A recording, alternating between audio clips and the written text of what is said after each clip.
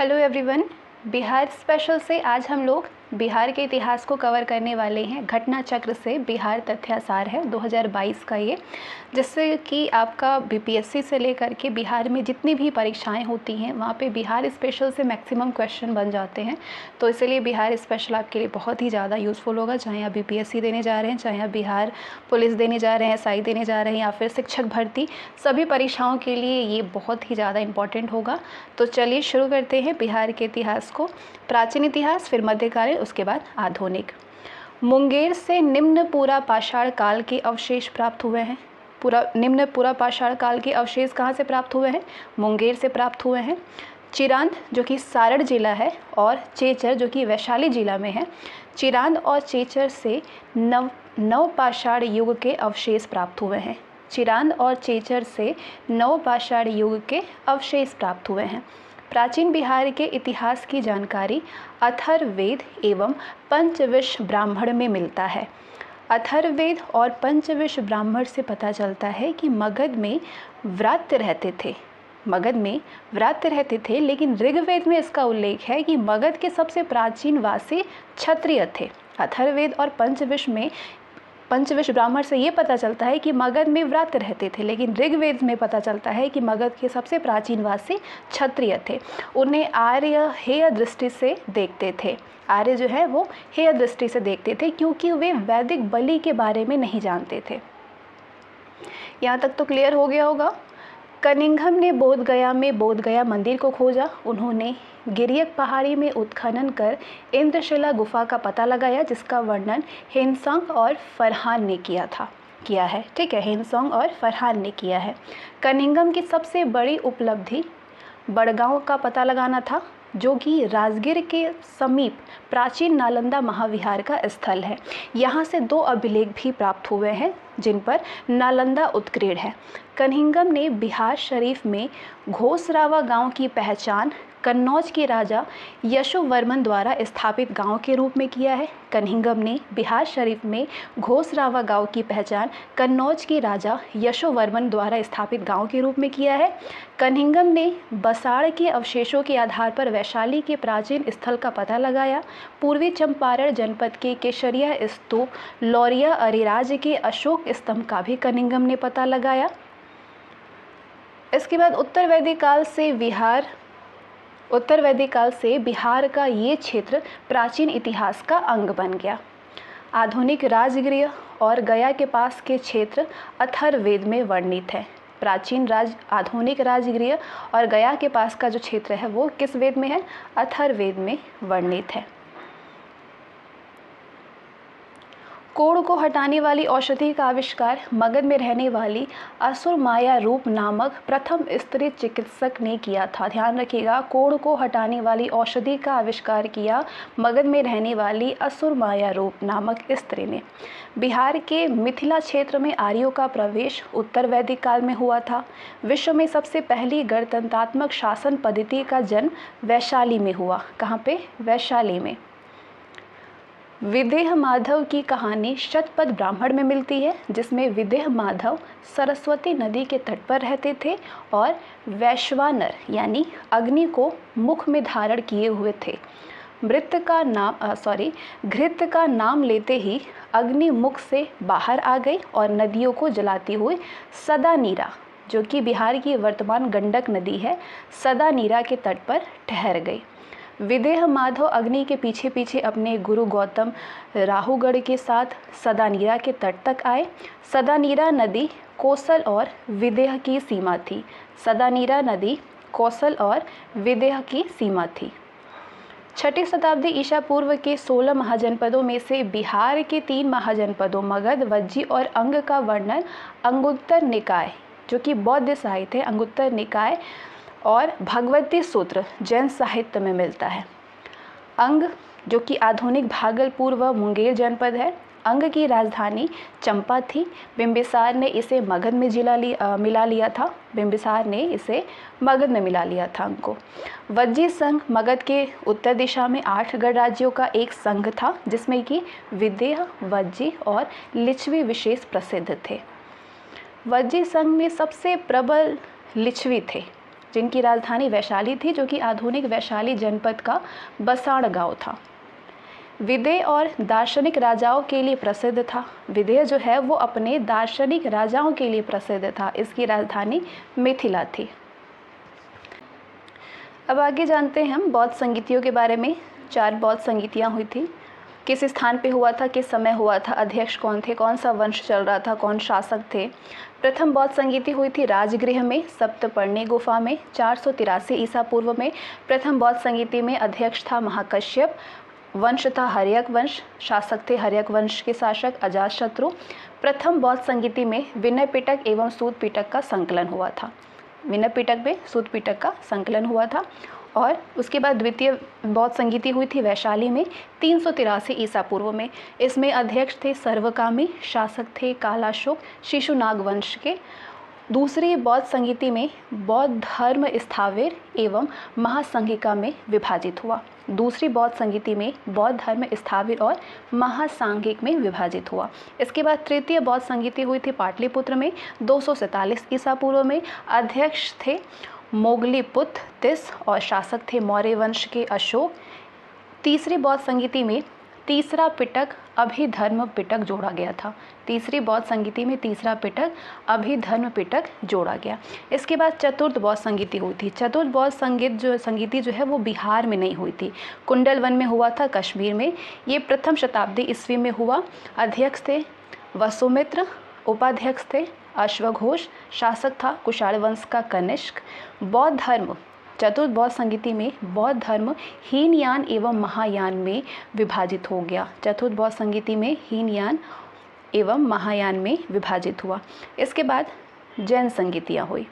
जैन संगीति प्रथम जैन संगीति हुई थी पाटलिपुत्र में 310 ईस्वी में ईसा पूर्व में। शासक थे स्थूलभद्र अध्यक्ष थे स्थूलभद्र, शासक था मौर्य वंश चंद्रगुप्त मौर्य।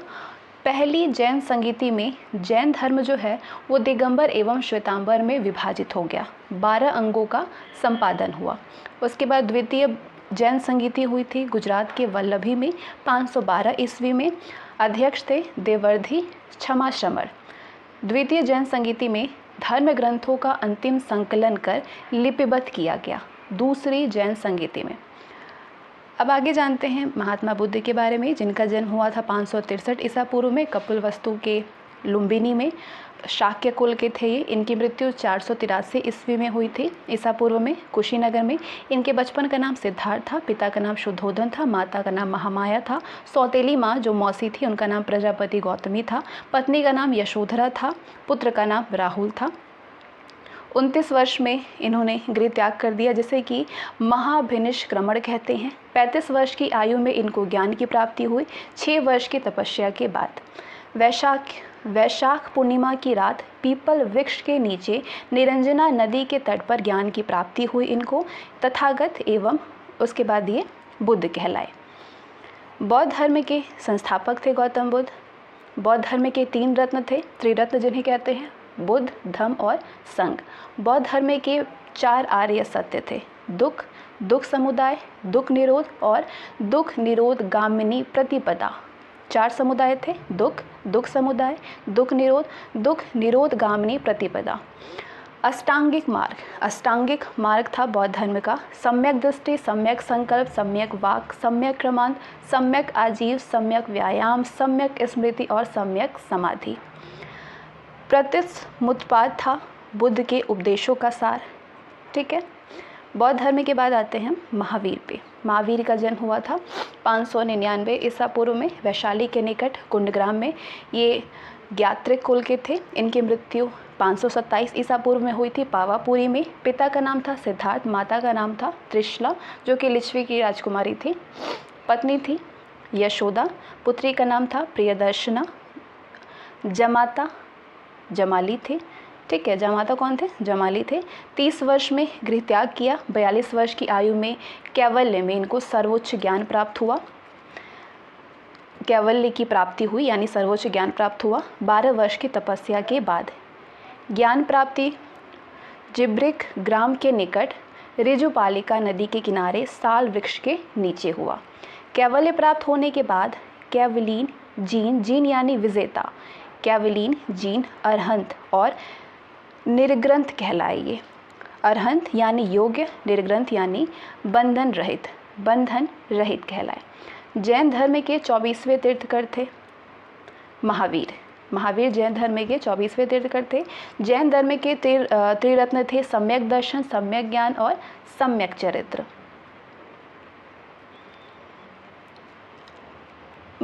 जैन धर्म का पंच महाव्रत था सत्य, अहिंसा, अपरिग्रह, असत्य और ब्रह्मचर्य।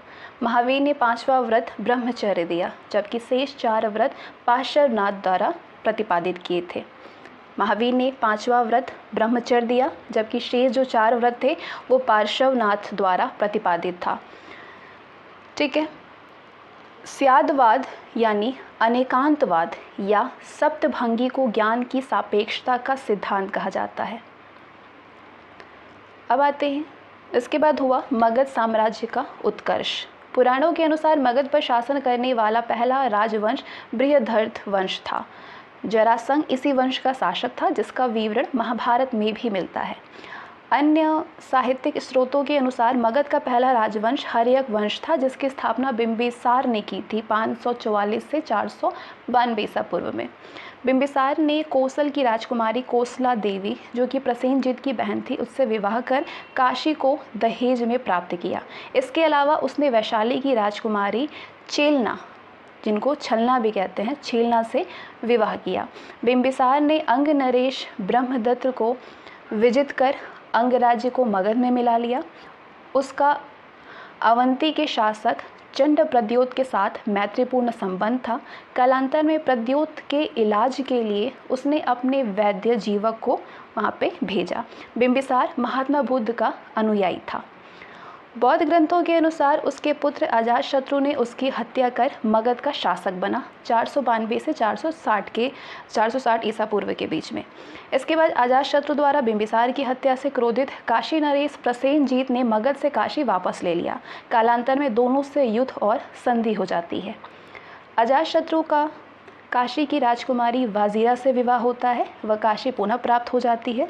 अजातशत्रु ने अपने मंत्री वस्कार की मदद से वज्जी संघ में फूट डलवा दिया। अजातशत्रु ने अपने मंत्री वस्कार की मदद से वज्जी संघ में क्या करवा दिया, फूट डलवा दिया और लिच्छवियों पर आक्रमण कर उन्हें परास्त कर दिया। फिर उसके शासनकाल में महात्मा बुद्ध की मृत्यु हुई थी 483 ईसा पूर्व में। 483 ईसा पूर्व में इसके ही संरक्षण में प्रथम बौद्ध संगीति का आयोजन हुआ था। किसकी? अजातशत्रु की। राजगृह में महाकश्यप की अध्यक्षता में हुई थी। अजातशत्रु की मृत्यु के बाद उसका पुत्र उदयन मगध का शासक बना था 460 ईस्वी में ईसा पूर्व में। उसने अपनी राजधानी राजगृह, जो कि गिरिव्रज था, राजगृह से पाटलिपुत्र, गंगा और सोन नदी के संगम पर बसाया गया ये नया नगर था, स्थानांतरित किया। उदयन के 3 पुत्रों अनिरुद्ध, मुंडक और नागदशक ने अल्पकाल तक शासन किया। उदयन के 3 पुत्र अनिरुद्ध, मुंडक और नागदशक ने अल्पकाल तक क्या किया? शासन किया। इसके बाद फिर शिशुनाग आए। 412 से 344 ईसा पूर्व तक इनका शासनकाल रहा। शिशुनाग हर्यक वंश के अंतिम राजा नागदशक का अमात्य व काशी का राज्यपाल था। शिशुनाग ने अवंती, कौशल और वत्स को विजित कर मगध साम्राज्य का विस्तार किया। उसके पश्चात उसका पुत्र कालाशोक, काक वर्ण जिसको कहते थे, कालाशोक शासक बना। इसके समय में ही वैशाली में द्वितीय बौद्ध संगीति हुई थी 383 ईसा पूर्व में आयोजित हुआ था, जिसमें कि स्थाविर और महासांघिक के रूप में बौद्ध धर्म का विभाजन हुआ। नंदीवर्धन या महानंदिन शिशुनाग वंश का अंतिम शासक था। इसके बाद नंद वंश की स्थापना हुई। नंद वंश 344 से 321 ईसा पूर्व तक इनका शासनकाल था। महापद्मनंद ने शिशुनाग वंश का अंत कर नंद वंश की स्थापना की। पुराणों में उसे सर्वक्षत्रांतक कहा गया है। क्या कहा गया है? सर्वक्षत्रांतक कहा गया है। उसे एक छत्र अथवा एक राट भी कहा जाता है था। एक लाइन में बहुत इंपॉर्टेंट है, ये बहुत ही अच्छे से रिविज़न के तरीके से दिया हुआ है इसमें। उसे क्षुद्र व दासी पुत्र भी बताया गया है। उसे इक्ष्वाकु, पांचाल, कुरु, हैहय, कलिंग, शूरसेन, मैथिल, अश्मक, वितिहोत्र राज्यों का शासक बताया गया है। उसके समय में मगध साम्राज्य की सीमा गंगा घाटी को पार कर गई थी। इस वंश का अंतिम शासक, नंद वंश का अंतिम शासक घननंद था। उसी के समय यूनानियों का आक्रमण हुआ था, सिकंदर का। इसके बाद मौर्य वंश की स्थापना होती है। पुराण, बुद्ध एवं जैन साहित्य, कौटिल्य के अर्थशास्त्र, विदेशी लेखकों के द्वारा मौर्य वंश के विषय में जानकारी प्राप्त होती है। स्ट्रैबो एवं जस्टिन ने चंद्रगुप्त मौर्य को सेंड्रोकोटस, जबकि एरियन और प्लूटार्क ने एंड्रोकोटस कहा है। ध्यान रखिएगा, स्ट्रैबो और जस्टिन ने चंद्रगुप्त मौर्य को सेंड्रोकोटस कहा है और एरियन और प्लूटार्क ने एंड्रोकोटस कहा है। विलियम जोन्स ने सर्वप्रथम सेंड्रोकोटस की पहचान भारतीय ग्रंथों में वर्णित चंद्रगुप्त मौर्य से की।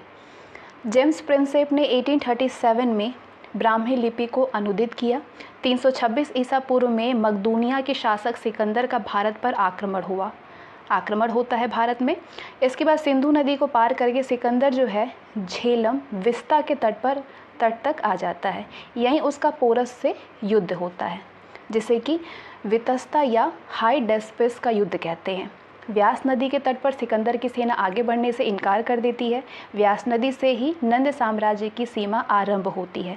उस समय नंद वंश का शासक घननंद था। सिकंदर भारत में 19 महीने रहा। इसके बाद चंद्रगुप्त मौर्य का शासनकाल था 321 से 298 ईसा पूर्व। अपने गुरु चाणक्य की सहायता से घननंद को पराजित करके चंद्रगुप्त मगध का शासक बना।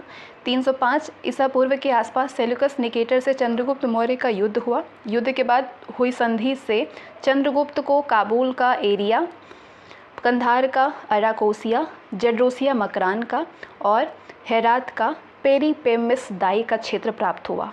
साथ ही यूनानी राजकुमारी से विवाह भी हुआ। सेल्यूकस निकेटर ने अपने राजदूत मेगस्थनिज को चंद्रगुप्त के दरबार में भेजा था। मेगस्थनिज ने इंडिका नामक पुस्तक की रचना की। जीवन के अंतिम समय में चंद्रगुप्त अपने पुत्र बिंदुसार को सत्ता सौंपकर जैन मुनि भद्रबाहु के साथ में श्रवणबेलगोला कर्नाटक चले गए और वहीं पे उपवास यानी सलेखना से अपने प्राण त्याग दिए। इसके बाद बिंदुसार आए 298 से 272 ईसा पूर्व तक। इसे अमित्रघात, भद्रसेन, सिंहसेन आदि कहा गया है बिंदुसार को। इसी के समय सीरिया के शासक एंटियोकस का राजदूत डायमेकस और मिस्र के शासक टालमी द्वितीय फिलाडेल्फस का राजदूत डायनोसियस मौर्य दरबार में आए थे। बिंदुसार जो है वो आजीवक संप्रदाय का अनुयायी था। इसके बाद अशोक 272 से 232 ईसा पूर्व तक। सिंहासन पर बैठने के बाद 269 ईसा पूर्व में राज्याभिषेक हुआ। राज्याभिषेक से पूर्व वो उज्जैन का राज्यपाल था। अशोक 261 ईसा पूर्व में राज्याभिषेक के 9वें वर्ष में कलिंग विजय हुआ, कलिंग को विजयी किए। उसके बाद सिंगली अनुशति के अनुसार निग्रोध के प्रवचन से अशोक ने बौद्ध धर्म अपनाया और मोगलीपुत्र तिस का शिष्य बना। इससे पूर्व अशोक शैव था। राज्याभिषेक के 10वें वर्ष उसने बोधगया की यात्रा की। 14वें वर्ष में धम्म महामात्रों की नियुक्ति की।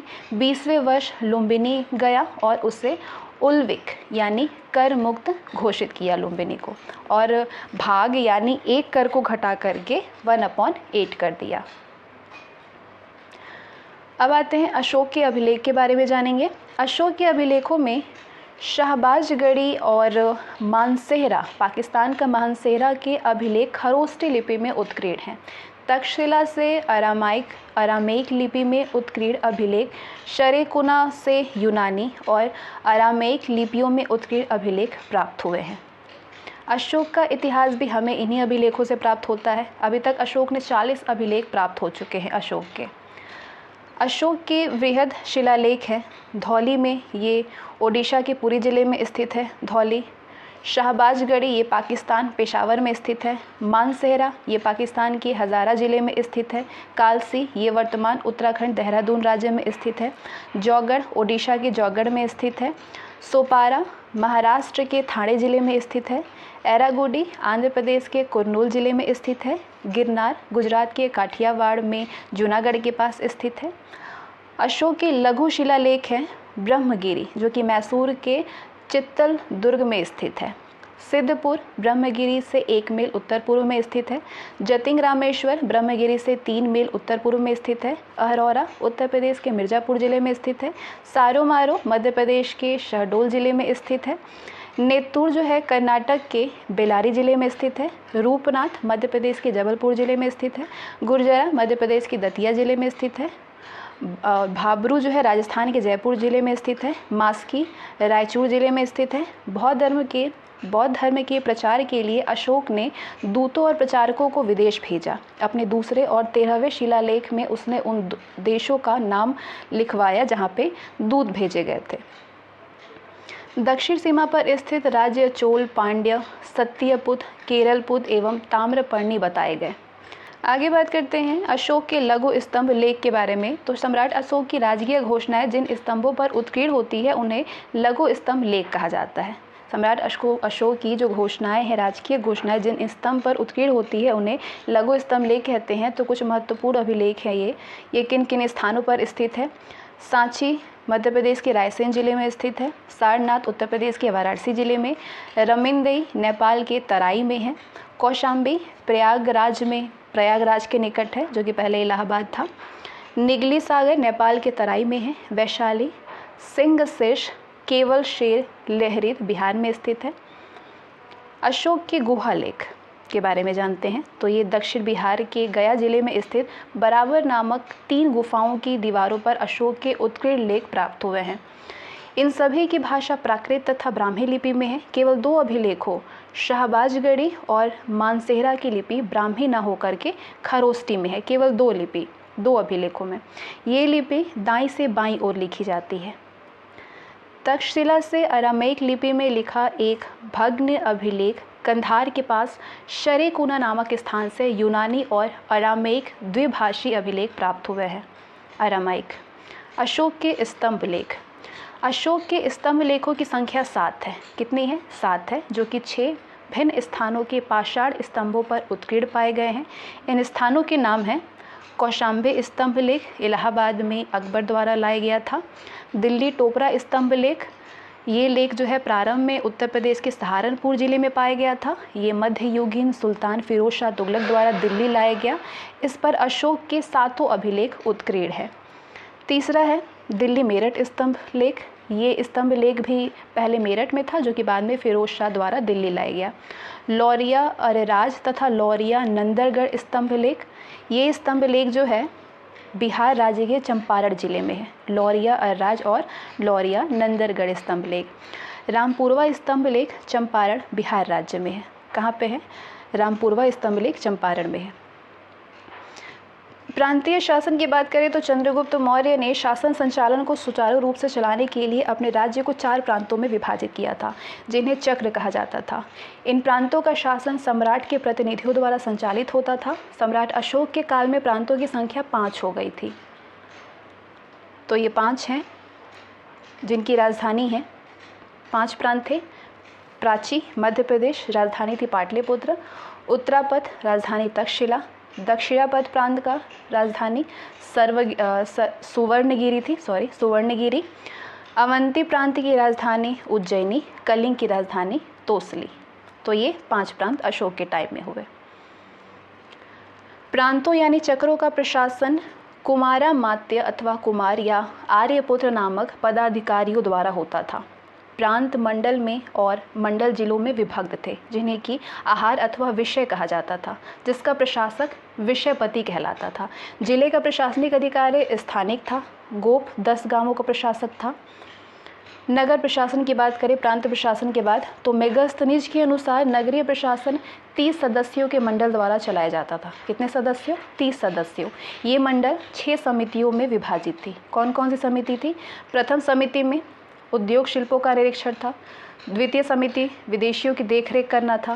तृतीय समिति जनगणना। चतुर्थ समिति में व्यापार वाणिज्य की व्यवस्था। पंचम समिति में विक्रय की व्यवस्था और निरीक्षण। और छठवीं समिति में बिक्री कर व्यवस्था। तो ये 6 समितियां बनी थी। नगर में पुलिस व्यवस्था थी, जिसे कि रक्षित कहा जाता था। पुलिस व्यवस्था को रक्षित कहा जाता था। यूनानी स्रोतों में वर्णित अधिकारी एग्रोनोमोई जो कि जिलाधिकारी थे और एंटिनोमोई जो कि नगर आयुक्त था। सैन्य व्यवस्था 6 समितियों में विभक्त थी जो कि सैन्य विभाग द्वारा निर्दिष्ट थे। प्रत्येक समिति में 5 सैन्य विशेषज्ञ होते थे। पैदल सेना, अश्व सेना, गज सेना, रथ सेना और नौसेना की व्यवस्था थी। ठीक है।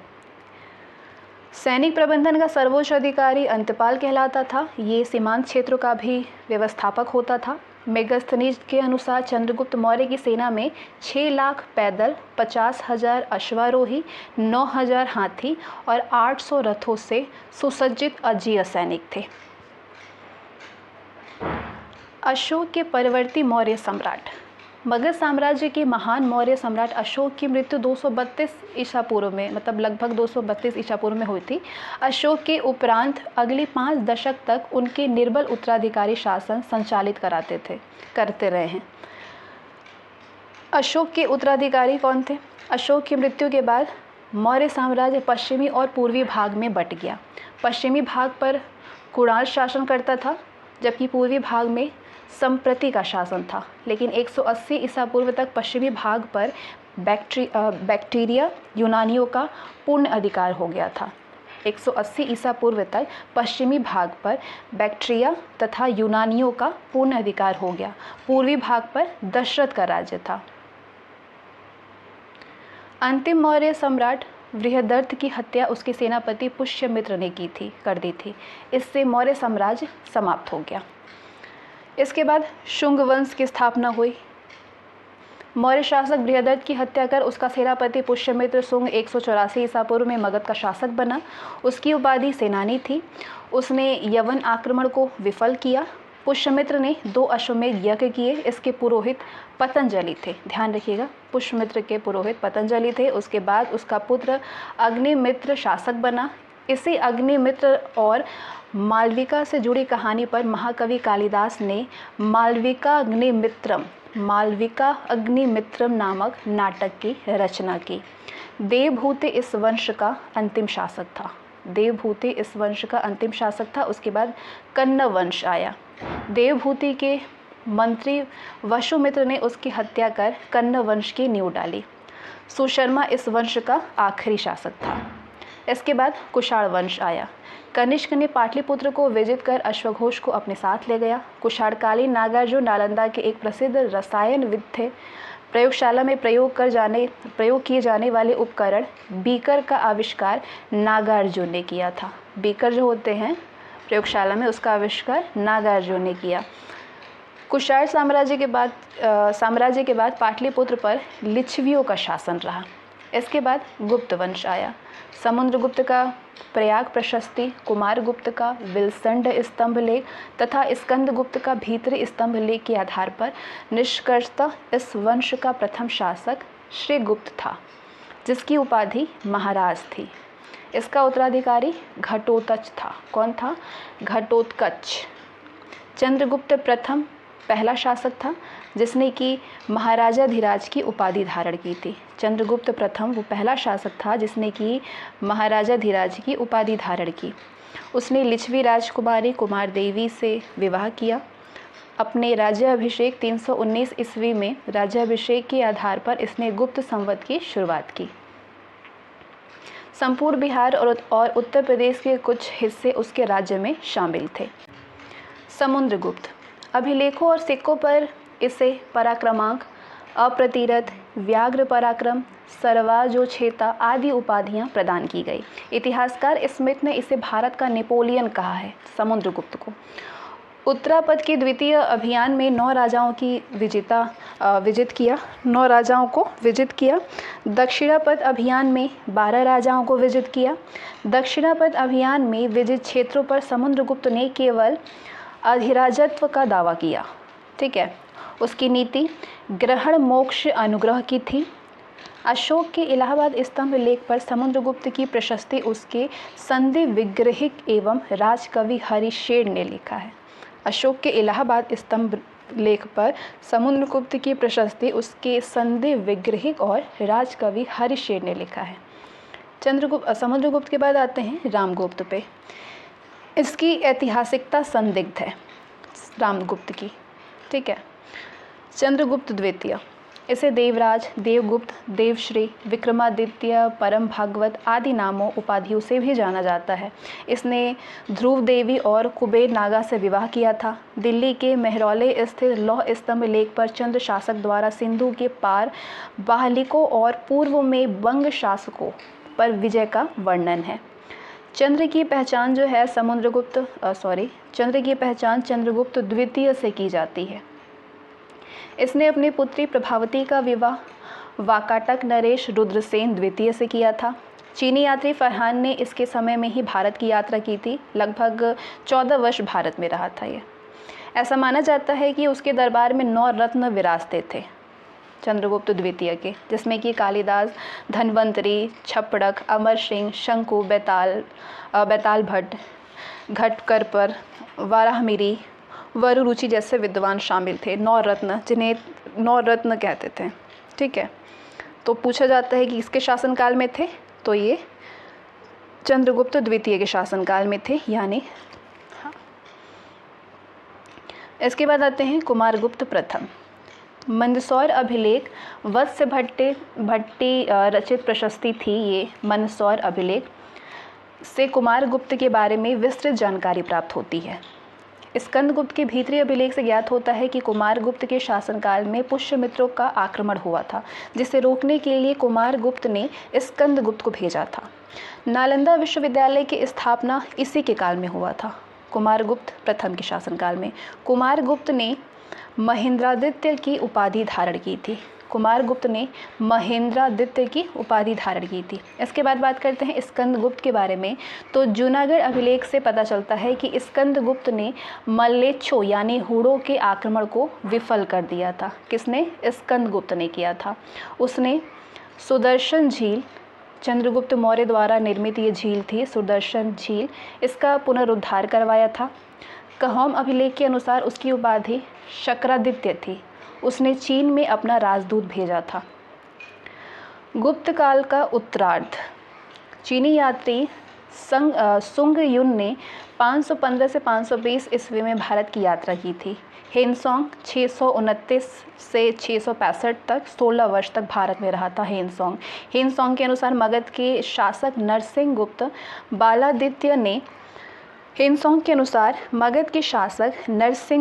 बालादित्य ने मिहिरकुल को पराजित किया था, हूणों को पराजित किया था।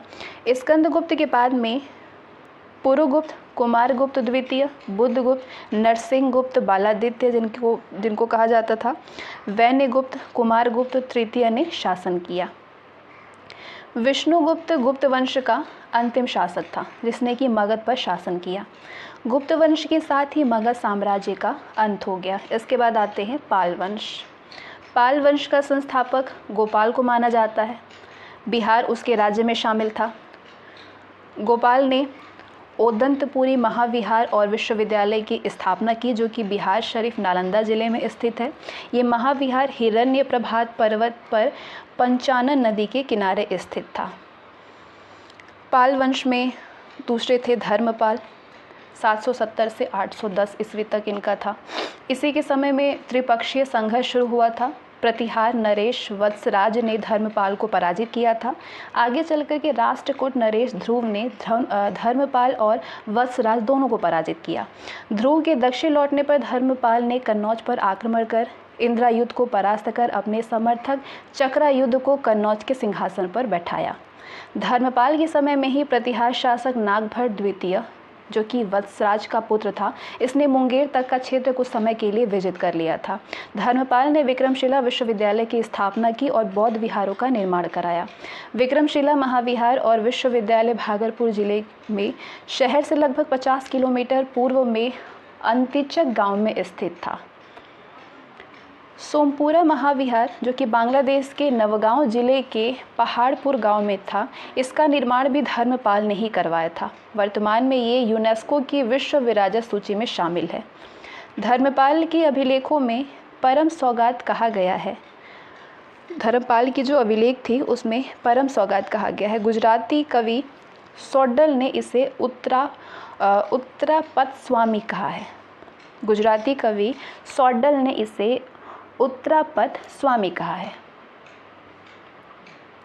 इसके बाद आते हैं देवपाल 810 से 850 ईस्वी तक। इसने मुंगेर को अपनी राजधानी बनाया। इसने जावा, सुमात्रा, इंडोनेशिया के शैलेंद्र वंशी शासक बालपुत्र देव को नालंदा में विहार बनवाने हेतु 5 गांव प्रदान किए। देवपाल ने जावा, सुमात्रा के शैलेंद्र वंशी शासक बालपुत्र देव को नालंदा में बिहार बनवाने के लिए 5 गांव प्रदान किए। देवपाल के बाद आते हैं महिपाल प्रथम। महिपाल प्रथम पाल वंश की पुनर्स्थापना का श्रेय इन्हीं को दिया जाता है। इसी के समय में राजेंद्र चोल ने आक्रमण किया था। बौद्ध भिक्षु थे अतीश दीपंकर। इसके नेतृत्व में इसने तिब्बत में एक दूत मंडल भेजा था। इसके बाद आते हैं रामपाल। तो रामपाल इस वंश का अंतिम शासक माना जाता है। इसी के समय में कैवर्त विद्रोह हुआ था। इसके बाद कर्नाटक वंश। इस वंश का संस्थापक, कर्नाटक वंश का संस्थापक नान्यदेव था। इसके बाद गंगदेव, फिर उसका पुत्र नरसिंह देव शासक बना। नरसिंह देव के समय ही बख्तियार खिलजी ने बिहार पर आक्रमण किया था और नालंदा, विक्रमशिला जैसे महाविहारों को ध्वस्त कर दिया था। तो यहाँ से प्राचीन इतिहास आपके समाप्त होते हैं। आते हैं मध्यकालीन इतिहास पे। ठीक है, बिहार में इस्लामिक सत्ता का प्रवेश हुआ। बख्तियार खिलजी ने 1193 से 1206 के मध्य में मध्य बिहार व बंगाल पर आक्रमण कर विजित किया। वो कुतुबुद्दीन ऐबक का सैन्य कमांडर था। 1206 में उसकी मृत्यु हो गई। फिर 1225 में इल्तुतमिश ने बिहार पर आक्रमण किया। इल्तुतमिश ने मालिक जानी को बिहार में अपना पहला सूबेदार नियुक्त किया था। किसको? मालिक जानी को किया था, ध्यान रखिएगा। बिहार पर तुर्कों का वर्चस्व 1324 में गयासुद्दीन तुगलक के आक्रमण के बाद कायम हुआ था। बिहार के तिरहुत क्षेत्र का विलय मोहम्मद बिन तुगलक के काल में किया गया था। इसका नाम तुगलकपुर रख दिया गया था। क्या रखा गया? तुगलकपुर। इसके बाद 1398-99 में तैमूर के आक्रमण ने दिल्ली सल्तनत को व्यापक क्षति पहुंचाई। इसके परिणाम स्वरूप बिहार में वर्चस्व के लिए जौनपुर और बंगाल के शासकों में प्रतिस्पर्धा हो गई। 1495-96 के आसपास में सिकंदर लोदी ने दरिया खां नुहानी को बिहार का राज्यपाल नियुक्त किया। 1526 में बाबर ने पानीपत के युद्ध में इब्राहिम लोदी को परास्त किया। इसके बाद दरिया खां के पुत्र बहार खां ने बिहार में स्वतंत्र रियासत की घोषणा कर दी। इसके बाद आते हैं शेर शाह। इनका जन्म हुआ 1472 में। कुछ विद्वानों के अनुसार 1486 कहा जाता है। इनके बचपन का नाम था शेर शाह का फरीद। पिता का नाम था हसन खां, जो कि सासाराम के जागीरदार थे। शिक्षा इन्होंने जौनपुर में लिया था। बहार खां लोहानी ने फरीद को शेर खां की उपाधि दी थी। शेर शाह को शेर खां की उपाधि कौन दिया था? बहार खां लोहानी ने दिया था। मुहम्मद शाह बहार खां लोहानी की मृत्यु के पश्चात उसकी विधवा पत्नी दुदू बेगम से शेर खां ने विवाह कर लिया था। 1529 में महमूद लोदी की तरफ से घाघरा युद्ध में भाग लिया इन्होंने। 1529 में बंगाल के नुसरत शाह को पराजित कर हजरत आला की उपाधि धारण की थी इन्होंने। 1530 में लार्ड मलिका, जो कि चुनार के फौजदार ताज खां की विधवा थी, इनसे इन्होंने विवाह कर लिया। इसके बाद 1534 में सूरजगढ़ के युद्ध में बंगाल के महमूद शाह को पराजित किया। 1539 में चौसा के युद्ध में हुमायूं को पराजित कर शेर शाह की उपाधि धारण की। कब की? 1539 में चौसा के युद्ध में हुमायूं को पराजित करने के बाद इन्होंने शेर शाह की उपाधि धारण की। 1540 में कन्नौज बिलग्राम के युद्ध में हुमायूं को परास्त कर द्वितीय अफगान साम्राज्य और सूरवंश की स्थापना की। इसके बाद 1543 में रायसेन विजय कर वहाँ के शासक पूरणमल को विश्वासघात से मार डाला और भीषण कत्लेआम करवाया, जो कि शेर शाह पर एक कलंक है। 1544 में मारवाड़ विजय की। 1545 में कालिंजर अभियान में घायल होने के कारण उसकी मृत्यु हो गई। शेरशाह ने अपने साम्राज्य को सरकारों में विभाजित किया था। आरंभ में 47 सरकारें थीं। बंगाल विजय के बाद उसे 16 सरकारों में विभाजित किया। इस प्रकार कुल सरकारों की संख्या 63 हो गई। सरकार का प्रशासन सिकदारे सिकदारन और मुंशिफ़े मुंशिफान द्वारा चलाया जाता था। उसने भू राजस्व व्यवस्था के लिए मुख्यतः रैयतवाड़ी व्यवस्था लागू किया था। किसने? शेरशाह ने। उसने चांदी का रुपया चलाया था। ये सब छोटे छोटे फैक्ट वाले क्वेश्चन पूछे जाते हैं। अब्बास खां सरवानी ने उसकी जीवनी लिखी है। शेरशाह ने सासाराम बिहार में अपना मकबरा बनवाया था। ये मकबरा एक कृत्रिम झील के मध्य अष्टकोणीय आकार में लाल बलुआ पत्थरों से बना हुआ है। उसके बाद उसका पुत्र जलाल खां इस्लाम शाह के नाम से शासक बना। फिर 1574-75 में बिहार पुनः मुग़ल साम्राज्य में शामिल हो गया। औरंगजेब ने अजीमुशान को बिहार का सूबेदार बनाया। उसने पटना का अजीमाबाद कर दिया। उसने पटना का नाम जो है बदल करके अजीमाबाद कर दिया। फ़र्रुखशियार का राज्याभिषेक पटना में हुआ था। 1701 में औरंगजेब ने मुर्शीद कुली खां को बंगाल, बिहार, उड़ीसा का सूबेदार नियुक्त किया था। उसने 1704 में बंगाल का राजधानी ढाका से मुर्शिदाबाद स्थानांतरित कर दिया था। गिरिया के युद्ध के बाद अलीवर्दी खां ने नवाब बना। गिरिया के युद्ध के बाद अलीवर्दी खां 1740 में नवाब बना। 56 तक वो अंतिम शक्तिशाली नवाब था। 1756 में सिराजुद्दौला जो कि अलीवर्दी खां का नाती था, बंगाल का नवाब बना। 23 जून 1757 को प्लासी के युद्ध में वो अंग्रेज़ों से हार गया। 28 जून 1757 को मीर जाफ़र बंगाल का नवाब बना। यहीं से बिहार का मध्यकालीन इतिहास समाप्त होता है। अब आते हैं आधुनिक इतिहास में। तो बिहार में यूरोपीय कंपनियों का प्रवेश हुआ। डचों ने पटना में 1638 में अपना व्यापारिक केंद्र स्थापित किया, लेकिन बिहार लोक सेवा आयोग 1632 के विकल्प को सही मानता है, इसलिए हमेशा कन्फ्यूज़न रहता है। 1632 ही मानता है आयोग इसको। पटना डिस्ट्रिक्ट गजेटियर के अनुसार 1632 में पीटर मुंडी ने डच व्यापारियों को पटना में देखा था, लेकिन इसमें डच फैक्ट्री की स्थापना का विवरण नहीं है। इग्नो नोट्स और अन्य प्रमाणित पुस्तकों में पटना में डच फैक्ट्री की स्थापना 1638 दिया गया है। वर्तमान पटना कॉलेज और कलेक्टर डचों की अफीम की कोठी हुआ करती थी। सूती वस्त्र, अफीम, नील आदि यहाँ से निर्यात होता था। 1760 में मीर जाफ़र के स्थान पर मीर कासिम को बंगाल का नवाब बनाया गया। 1763 ईस्वी में मीर कासिम को हटा करके मीर जाफ़र को पुनः बंगाल का नवाब बना दिया गया। कब बनाया गया? 1763 में। 19 जुलाई 1763 मीर कासिम को एडमस थॉमस ने कटवा का युद्ध में पराजित किया। इसके बाद गिरिया और उधवा नाला के युद्ध में भी पराजित कर दिया। 22 अक्टूबर 1764 को मीर कासिम अवध का नवाब शुजा-उद-दौला और मुग़ल सम्राट शाह आलम द्वितीय की संयुक्त सेना बक्सर के युद्ध में मेजर हेक्टर मुनरो से पराजित हो गई।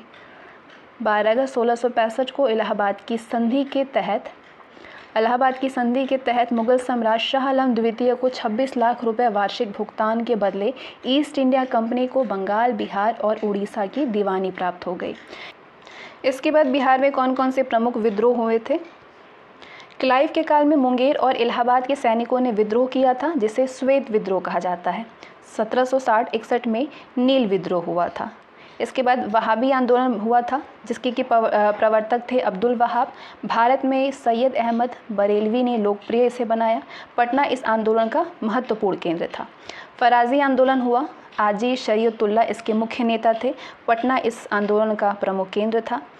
ब्रिटिश राज के दौरान बिहार के मुजफ्फरपुर ज़िले में स्थित कैदियों को पीतल का लोटा दिया जाता था, लेकिन 1856 में इसके स्थान पर मिट्टी के बर्तन दिए गए, जिससे लोटा विद्रोह भड़का। हाजीपुर, तिरहुत, सारण और पूर्णिया में शोरे को इकट्ठा करने और तैयार करने का काम नोनिया करते थे। कंपनी राज होने के बाद शोरे की इजारेदारी अधिक थी, तो फिर नोनिया चोरी और गुप्त रूप से शोरे का व्यापार करने लगे, जिससे कि इससे जुड़े व्यापारियों को अंग्रेजी क्रूरता का शिकार होना पड़ा, जो कि 1770 से 1800 के बीच में भड़के नोनिया विद्रोह का प्रमुख कारण था। तो ये कुछ विद्रोह हैं, जिसमें कि नेतृत्वकर्ता कौन थे, प्रमुख क्षेत्र कौन था, किस वर्ष ये विद्रोह हुआ था। 1767 से 77 तक ढाल विद्रोह हुआ था। ये प्रमुख क्षेत्र था इसका सिंहपुर। नेतृत्वकर्ता थे ढाल विद्रोह में राजा जगन्नाथ, जिन्हीं के नाम पे ये ढाल विद्रोह पड़ा था। इसके बाद 1769 से 1805 में, यानी 1769 से 1805 में चुआर विद्रोह हुआ था। नेतृत्वकर्ता थे रघुनाथ महतो, श्याम गंजम, मंगल सिंह, दुर्जन सिंह और जगन्नाथ पातर।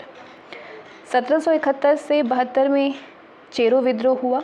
प्रमुख क्षेत्र था इस विद्रोह का पलामू। नेतृत्वकर्ता थे चिरंजीत राय और जयनाथ सिंह। इस विद्रोह में पलामू की राजगद्दी पर कब्जा करने के लिए गोपाल राय पलामू का राजा घोषित हुआ था। इसके बाद 1772 से 82 तक पहाड़िया विद्रोह हुआ। संथाल परगना प्रमुख क्षेत्र था इस विद्रोह का। नेतृत्व करता थे जगन्नाथ देव और रानी सर्वेश्वरी। इसके बाद 1789 से 1832 तक तमाड़ विद्रोह हुआ। प्रमुख क्षेत्र था तमाड़। नेतृत्व करता थे भोलानाथ सहाय, विष्णु मानिकी, दुखन मुंडा और ठाकुर विश्वनाथ सिंह। तमाड़ विद्रोह के बाद में तिलका विद्रोह हुआ 1784 में। प्रमुख क्षेत्र था राजमहल का क्षेत्र और नेतृत्व करता थे तिलका मांझी। इन्हें आदि विद्रोह भी कहा जाता है, इस विद्रोह को, तिलका विद्रोह को। 1820 से 21 में हो विद्रोह हुआ। हो विद्रोह का प्रमुख क्षेत्र था कोल्हान। नेतृत्व करता थे पोटो सरदार। 1831-32 में कोल विद्रोह हुआ। कोल विद्रोह छोटा नागपुर खास पलामू और सिंहपुर इसका प्रमुख क्षेत्र था इस विद्रोह का। नेतृत्व करता थे सिंगराई मानकी, सुरगा मुंडा, बुद्ध भगत, बिंदराई मानकी।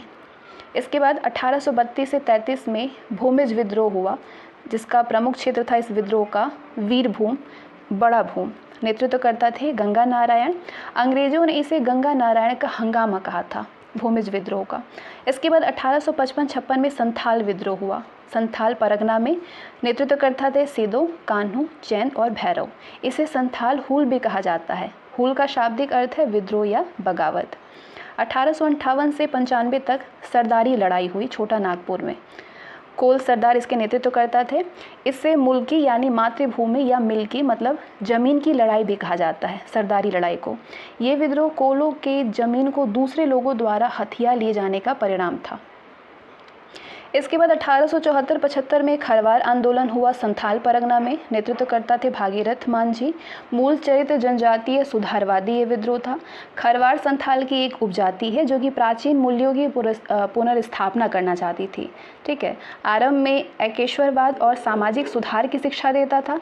केवल सूर्य और दुर्गा की पूजा करने और अन्य सभी का परित्याग करने पर जोर था। मद्य निषेध, नाच गाना पर प्रतिबंध आदि, ये सारे जो है इस विद्रोह के प्रमुख कारण थे। इसके बाद सफाहोर आंदोलन हुआ था। सफाहोर आंदोलन भी 1774-75 में हुआ था, जिसमें कि नेतृत्व करता थे लाल हेब्रम, लाल बाबा जिनको कहते थे। ये आंदोलन खरवार आंदोलन की ही एक उपधारा थी। खरवार आंदोलन का ही ये एक उपधारा था। ठीक है। और इसका चारित्रिक शुद्धता पर बल था सफाहोर आंदोलन का। इसके बाद 1899 से 1900 में मुंडा विद्रोह हुआ। दक्षिणी रांची इसका प्रमुख केंद्र था। बिरसा मुंडा नेतृत्व करता थे। 1914 से 1919 तक ताना भगत आंदोलन हुआ। नेतृत्व करता थे जत्रा भगत, सिद्धू भगत और अन्य। इसके बाद 1931 में हरि बाबा आंदोलन हुआ सिंहभूम पे। नेतृत्व करता हरि बाबा थे, इन्हीं के नाम पे ये आंदोलन पड़ा था। दुका हो जिनका नाम था। आगे जानते हैं कोल विद्रोह के बारे में कुछ। तो ये विद्रोह जो है बिहार का पहला सुसंगठित और व्यापक जनजातीय विद्रोह था। इस विद्रोह से केवल हजारीबाग का क्षेत्र ही अछूता रहा था। इस विद्रोह का तात्कालिक कारण बना था सिंगराई मानकी के अधिकारों को छीन करके सिखों को दे दिया जाना और उसी बहनों पर किया गया अत्याचार। इस विद्रोह का तात्कालीन कारण बना सिंगराई मानकी के अधिकारों को छीन करके सिखों को दे दिया जाना और उसकी बहनों पर किया गया अत्याचार। दिकों द्वारा किए गए इस प्रकार के कुकृत्यों के कारण सिंगराई मानकी और सुरगा मुंडा ने अन्य आदिवासियों के साथ में मिलकर के विद्रोह का बिगुल फूंक दिया। शीघ्र ही ये विद्रोह एक हिंसक रूप ग्रहण कर समस्त क्षेत्र में फैल गया। इसके बाद अंततः एक लंबे संघर्ष के पश्चात ये विद्रोह भी दबा दिया गया। कोल विद्रोह के बाद में छोटा नागपुर की शासन व्यवस्था में महत्वपूर्ण परिवर्तन किए गए। अब इस क्षेत्र पर शासन के लिए भारत चार्टर अधिनियम 1833 के तहत विनियमन रेगुलेशन 13 का प्रावधान लागू किया गया। इस कानून के अंतर्गत छोटा नागपुर, खास पलामू, खड़गडीहा, रामगढ़ और कोरुंडा को पूर्व रामगढ़ जिला से अलग करके इन्हें जंगल महाल व ट्रिब्यूटरी महाल के एक गैर रेगुलेशन प्रांत के रूप में संगठित कर दक्षिण पश्चिम सीमांत एजेंसी का नाम दिया गया। इस प्रशासनिक क्षेत्र पर शासन की जिम्मेदारी गवर्नर जनरल के प्रतिनिधि को सौंपी गई और इस पद पर प्रतिनियुक्ति प्रथम प्रतिनिधि कैप्टन थॉमस विलिकिंसन था। कौन था?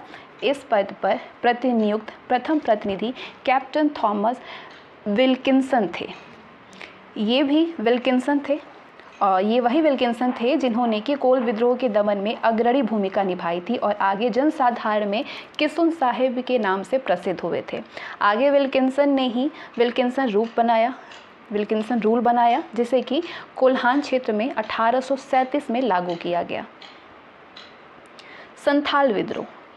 इस विद्रोह के प्रमुख कारक थे जमींदारों द्वारा लगान की अत्यधिक वसूली, महाजनों द्वारा संथालों का शोषण, पुलिस व न्यायालय का पक्षपातपूर्ण व्यवहार और सरकार द्वारा भागलपुर के बर्दवान के बीच में रेल बिछाने के कार्य में संथालों से बेगारी करवाना, ये संथाल विद्रोह के प्रमुख कारण थे।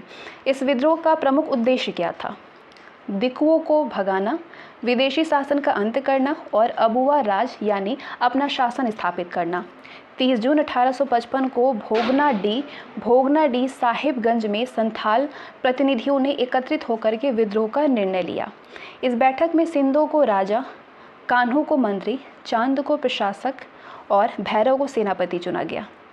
संथाल विद्रोह में महिलाओं ने भी हिस्सा लिया था, जिसका उदाहरण है सिदो कान्हू की बहनों फूलो और झानो।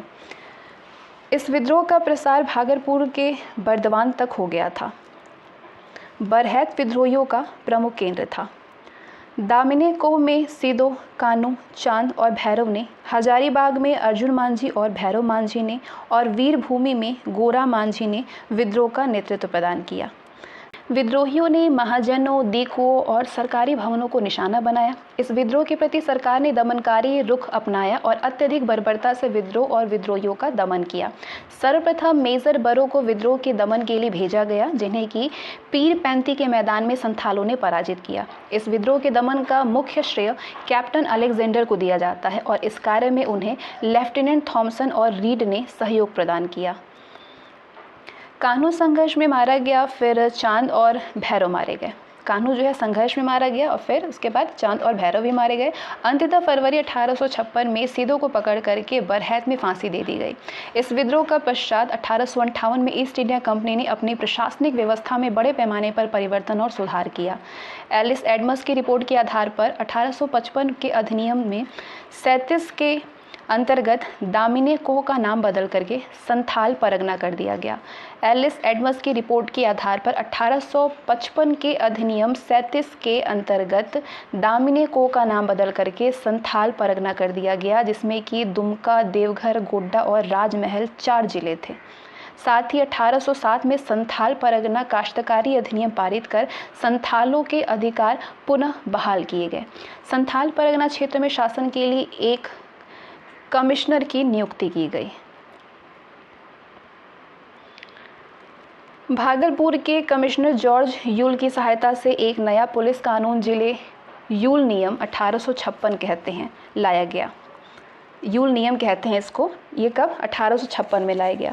इसके अंतर्गत पारंपरिक ग्राम प्रधान व्यवस्था को लागू करके आम सहमति के आधार पर ग्राम प्रधान को पुलिस शक्तियां दी गई।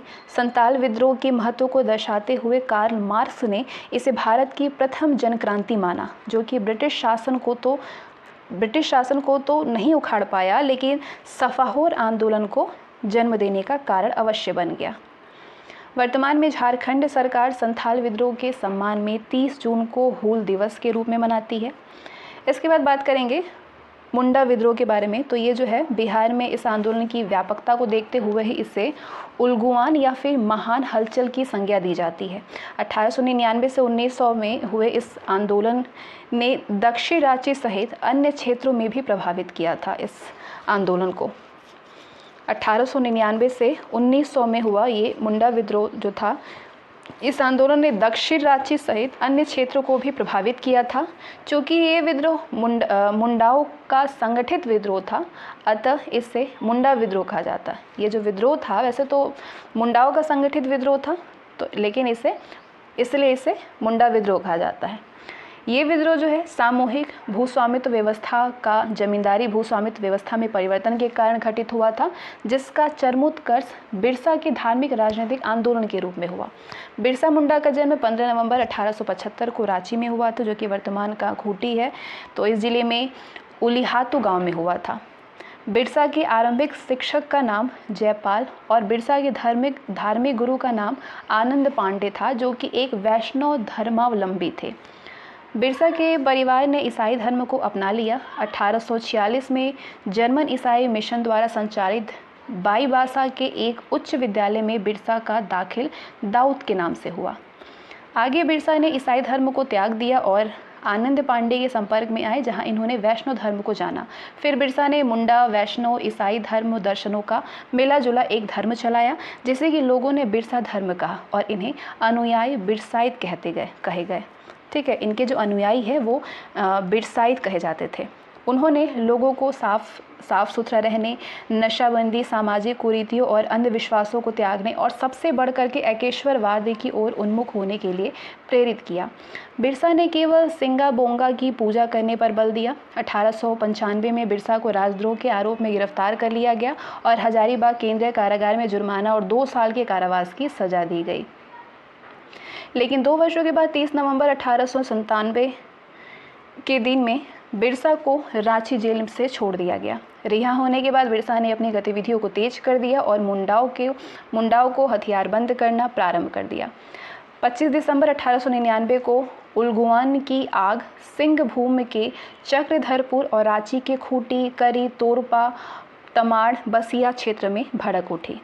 विद्रोहियों ने ईसाइयों की भीड़ और गिरजाघरों पर हमला किया। शुरुआती दौर में निशाने पर सभी ईसाई धर्मावलंबी थे, लेकिन बाद में निर्दोषों की हत्या से बचने के उद्देश्य से केवल अंग्रेज अफसरों के खिलाफ कार्यवाही की गई। सरकार ने इस विद्रोह को कड़ाई से दमन भी किया। 9 जनवरी 1900 को डोम्बारी से कुछ दूर सेल रेकाब पहाड़ी पर विद्रोहियों और अंग्रेजों में लड़ाई हुई, जिसमें कि कमिश्नर फायरबेस और डिप्टी कमिश्नर स्ट्रेटफील्ड के हाथों विद्रोहियों की पराजय हुई। इसके बाद 3 मार्च 1900 को 500 रुपये के सरकारी इनाम के लालच में जीराकेल गांव में लोगों ने बिरसा मुंडा के गुप्त स्थान के बारे में अंग्रेजों को जानकारी दे दी और बिरसा को चक्रधरपुर में सिंहभूम में पकड़ लिया गया। इसके बाद 1 जून 1900 को डिप्टी कमिश्नर ने ऐलान किया कि बिरसा को हैजा हो गई है और 9 जून 1900 को बिरसा ने जेल में अंतिम सांस ली। विद्रोह के कारण क्या थे? विद्रोह का कारण था मुंडा खुंट कट्टी व्यवस्था को समाप्त करना चाहते थे, बैठ बेगारी प्रथा का प्रचलन करना, मिशनरियों की भ्रामक नीति और उनसे मुंडाओं का मोह भंग होना, पुलिस और कानून व्यवस्था से निराशा। तत्कालीन कारण था 1894 का छोटा नागपुर का वन सुरक्षा अधिनियम। विद्रोह के प्रमुख उद्देश्य क्या थे? स्वतंत्र मुंडा राज्य की स्थापना करना, दिकुओं से अपनी भूमि वापस प्राप्त कर उन्हें अपने क्षेत्र से निकालना, ईसाई धर्म का विरोध करना। विद्रोह के महत्वपूर्ण परिणाम क्या निकले? 1902 में गुमला और वर्ष 1903 में खुंटी को अनुमंडल के रूप में स्थापित किया जाना। 1908 के छोटा नागपुर काश्तकारी अधिनियम पारित कर खुंट कट्टी अधिकारों को पुनर्स्थापित करना, बंधुआ मजदूरी पर प्रतिबंध और भू राजस्व की दरें निर्धारित करना। टाना अथवा ताना भगत आंदोलन, ये जो आंदोलन था इसका मतलब कि तानना या खींचना। ये भगत अपनी खराब स्थिति को खींच करके दूर फेंकना और उन्नत स्थिति को प्राप्त करना चाहते थे, इसलिए इन्हें ताना भगत और इनके आंदोलन को ताना भगत आंदोलन कहा गया है। ये जो आंदोलन है वो अपने शुरुआती चरण में कुरुक धर्म यानी कुरुख या उराव का मूल धर्म था, इसके नाम से जाना गया था। अप्रैल 1914 से उसने उरावों में धार्मिक सुधार संबंधी कार्यों पर जोर दिया। उसने केवल धर्मेश यानी उरावों के देवता की आराधना पर बल दिया। पशु बलि, मांस मंदिरा और कुरीतियों के त्याग पर बल दिया। वस्तुतः जतरा भगत के नेतृत्व में ऐलान हुआ कि मालगुजारी नहीं देंगे, बेगारी नहीं करेंगे और कर नहीं देंगे।